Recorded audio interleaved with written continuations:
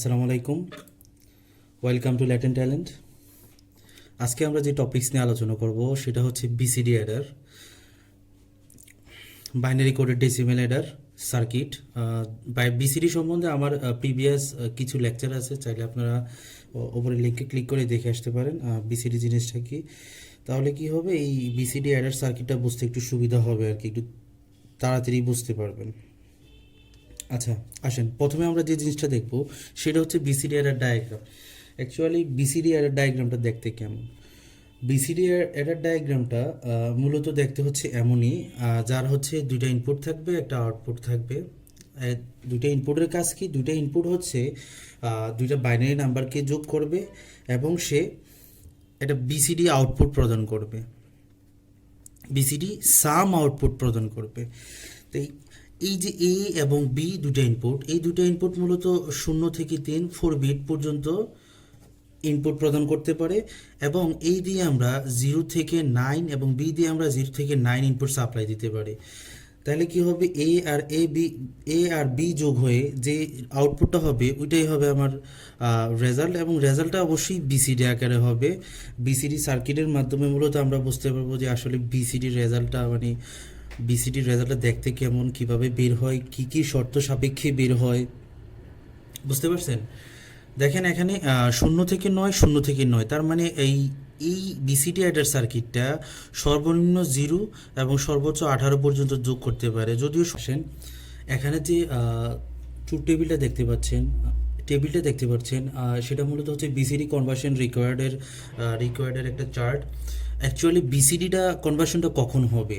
যখন হচ্ছে ক্যারি 1 হবে, অথবা যেই নাম্বারটা আমি আউটপুটে পাবো সেটা যদি 9কে এক্সিড করে। ক্যারি কীভাবে 1 হবে? দেখেন, যখন 4 বিটের একটা সংখ্যা অপর একটি 4 বিটের সংখ্যার সাথে যোগ হয়, তার আউটপুটও যদি আমি 4 বিটে পাই, তখন কিন্তু আমার কোনো ক্যারি উৎপন্ন হচ্ছে না।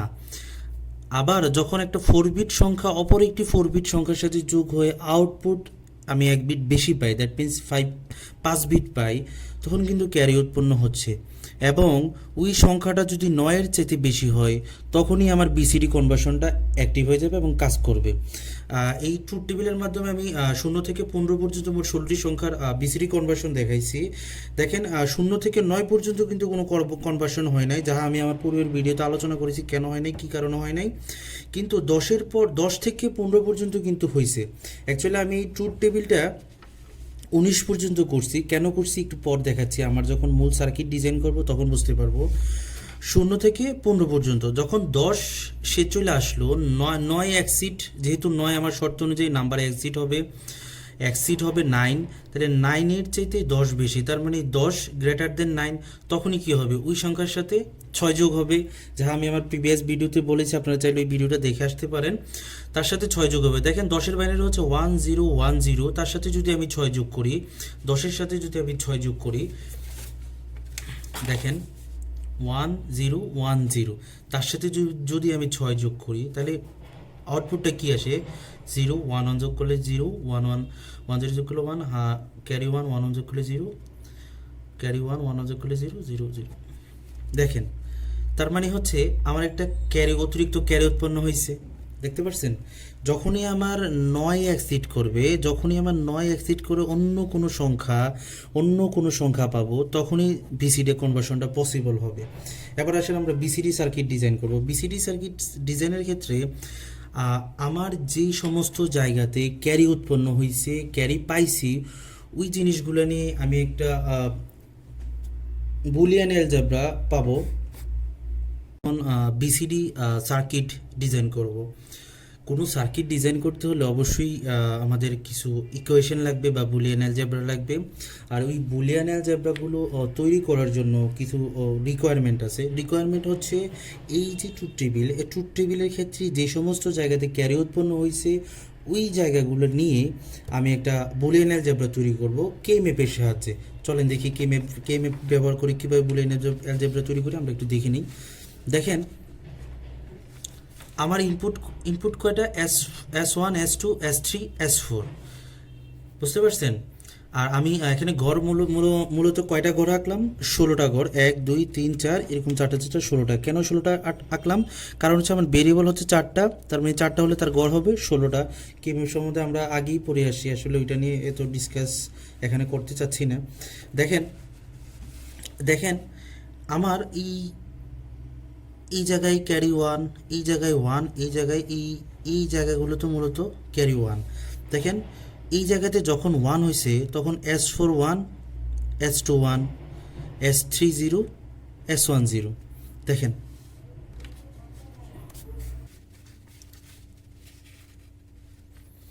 এই ক্যারিটা ওয়ান হওয়ার জন্য আমার 4 বিট ফরমেশনটা কি 1 0 1 0। তার মানে যে জায়গায় আমার 1 0 1 0 আছে সেখানেই আমি হচ্ছে ক্যারি ওয়ান পাইছি। ক্যারি ওয়ান পাইছি, 1 0 1 0 কোথায় আছে, এখানে আছে, এখানে আছে, তার মানে এখানে হবে 1। আবার দেখেন এই ওয়ানের জন্য 1 0 1 1, তার মানে 1 0 1 1 কোথায় কোথায় আছে, 1 0 1 1। তারপরে এই ওয়ানের জন্য 1 1 0 0, 1 1 0 0 কোথায় আছে, এখানে আছে। তারপরে এটার জন্য হচ্ছে 1 1 0 1, 1 1 0 1 আছে এখানে, 0 1। তারপরে এটার জন্য 1 1 1 0, 1 1 1 0, 1 0 আছে এখানে। আচ্ছা, তারপরে এটার জন্য 1 1 1 0, এটা তো দিলামই আমরা। তারপর 4টা ওয়ানের জন্য 1টা 2টা 3টা 4টা, তার মানে 2টার মিলনস্থল হচ্ছে এটা। দেখেন এখানে আমি পাইলাম কয়টা কম্বিনেশন, এই একটা কম্বিনেশন পাইলাম আর এই একটা কম্বিনেশন পাইলাম। আসলে এই জিনিসগুলো কেন করতেছি, এই জিনিসগুলো করতেছি হচ্ছে কি, যেহেতু আমাদের বিসিডি অ্যাডার সার্কিট ডিজাইন করতে হবে, আর বিসিডি অ্যাডার সার্কিট ডিজাইন করতে হলে অবশ্যই একটা আমাদের বুলিয়ান অ্যালজেব্রা লাগবে, বুলিয়ান অ্যালজেব্রা লাগবে। আর এই বুলিয়ান অ্যালজেব্রাটা বা একটা ইকুয়েশন লাগবে, এই ইকুয়েশনটা বের করার জন্য মূলত আমরা কেম্যাপ ব্যবহার করছি। কেম্যাপ দ্বারা আমি আমার এই ট্রুথ টেবিল থেকে এই বুলিয়ান ইকুয়েশনটা বের করতেছি।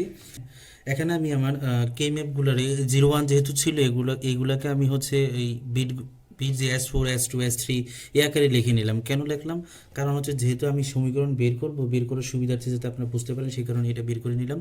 দেখেন মূল সমীকরণটা, এই 4টা বিটে একটা কম্বিনেশন, এই 4টা বিটে একটা কম্বিনেশন, এই 4টা বিটের ইকুয়েশনটা আসলে কি দাঁড়ায়, S4 S3, এটা উপরে গেলে কিছুই থাকে না। আর এই 4টা বিটের কম্বিনেশন দাঁড়ায়, 4টা বিটের কম্বিনেশন হচ্ছে S4 S2। আসে মূল কথায় আসি, যেহেতু আমরা সমীকরণটা পেয়ে গেলাম আমার বিসিডি অ্যাডার সার্কিট ডিজাইন করার জন্য, এখানে আমাদের একটা বিষয় খেয়াল রাখতে হবে, বিসিডি অ্যাডার সার্কিট ডিজাইন করতে হলে যেমন ইনপুটের উপর নির্ভর করতে হয়, ইনপুটের সামেশনের উপর নির্ভর করতে, তেমনই আবার ক্যারির উপরও কিছু ডিপেন্ডেন্সি আছে, যেটা আমরা সার্কিট ডিজাইন করতে গেলে আরও বিশদভাবে বুঝে যাব। চলেন তাহলে আমরা সার্কিটটা ডিজাইন করি। একটা 4 বিট অ্যাডার নেই, 4 বিট অ্যাডার নেই। এই অ্যাডারে 2টা ইনপুট যাবে, একটা হচ্ছে এ, একটা হচ্ছে বি। প্রত্যেক এ আবার 0 থেকে 3 মূলত 4টা বিটের সমন্বয়ে গঠিত। প্রত্যেক এ আবার 0 থেকে 3 4টা বিটের সমন্বয়ে গঠিত। তার মানে এটা 4টা বিট, এটা 4টা বিট, তার মানে এটা 0 থেকে 9 পর্যন্ত গণনা করতে ইনপুট দিতে পারে, এটাও 0 থেকে 9 পর্যন্ত ইনপুট দিতে পারে। তাহলে 4 বিট ইনপুট দেওয়ার ফলে আমরা যে আউটপুটটা পাচ্ছি সেটা হচ্ছে S4 S3 S2 S1। আমরা কিছুক্ষণ আগে একটা বুলিয়ান অ্যালজেব্রা পাইছি কেম্যাপের মাধ্যমে ট্রুথ টেবিল হতে, ওই বুলিয়ান অ্যালজেব্রাটাই এখন ইমপ্লিমেন্টেশন করতেছি আমরা সার্কিটের মাধ্যমে। দেখেন y সমান S4 S3 plus S4 S2, দুইটাই একটা অর গেটের মাধ্যমে সংযুক্ত আছে, অর গেটের মাধ্যমে সংযুক্ত আছে।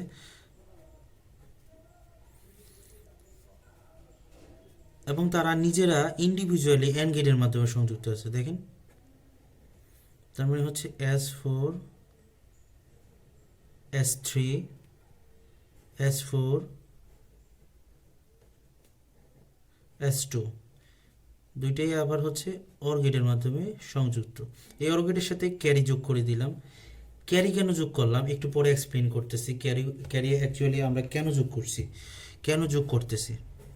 যদি আমার এই দুইটা ইনপুটের যোগফল 9-এর চাইতে বড় না হয়, যদি আমার এই দুটো ইনপুটের যোগফল 8 হয়, এই 8 হয়, তাহলে যা আউটপুট, যা যোগফল তাই আউটপুট। আর যদি 8 না হয়ে 9 হয় তাহলে কি হবে? 8 না হয়ে যদি 9 হয় তাহলে কি হবে? তাও সেম অবস্থাই হবে। আর যদি 9 না হয়ে 10 হয় তাহলে কি হবে? আচ্ছা, 10 হলে কি হবে? যখনই এটার সাথে এই দুইটা বিটের যোগফল 10 হবে, তখনই দেখেন এই এই লাইনটার আর এই লাইনটার 1 0 ইনপুট, 1 1 হচ্ছে 0, আবার হচ্ছে 1 1, এটাও 1 এটাও 1, তার মানে এন গেটে দুইটা 1 হচ্ছে, আউটপুট 1, আউটপুট 10 হয়, তাহলে অবশ্যই ক্যারি 0, ক্যারি 0।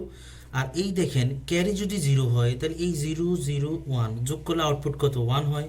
দেখেন আমি আরেকটা অ্যাডার সার্কিট নিলাম, 4 বিট অ্যাডার সার্কিট। এই অ্যাডার সার্কিটটা আসলে করবেটা কি দেখেন, এই অ্যাডার সার্কিটটা মূলত এই লাইনের মাধ্যমে এই সার্কিটের মধ্যে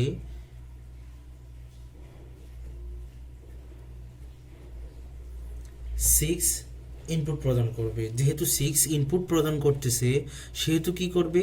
এই 10 যখন এখানে আসবে, 10 যখন এখানে আসবে, তার সাথে কত যোগ হবে? 6 যোগ হবে। এই জিনিসটা আমি গ্রাউন্ড করে দিলাম, এই দুইটাকে আমি গ্রাউন্ড করে দিলাম, তার কারণ সেটা অলওয়েজ, এই দুইটা অলওয়েজ 0 থাকবে। আর 0 1 1 0 1 1 কীভাবে পেলাম? কারণ এই সার্কিটের আউটপুটটা হচ্ছে 1, তার মানে 10-এর সাথে তখন 6 যোগ হবে। 6 যোগ হয়ে যেটা বের হবে সেটাই হচ্ছে আমার মূলত বিসিডি সাম।